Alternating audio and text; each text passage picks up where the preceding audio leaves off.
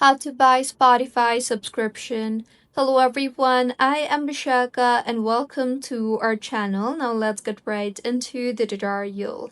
Firstly, go ahead and open your preferred browser and in the search bar, search for spotify.com and make sure you are signed in. Further, tap on your profile icon or the settings option on the top right of your screen and you will see the option for premium there.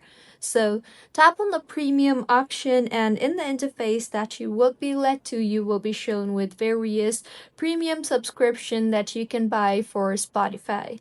So simply scroll through and navigate to the subscription that fits your subscription plan the best and then tap on it.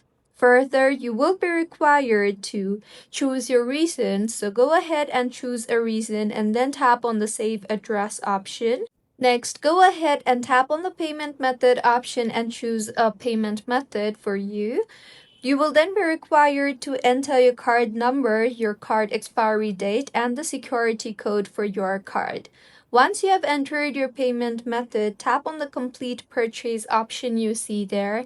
And with this, if all the information that you entered is correct, your subscription plan will be bought successfully.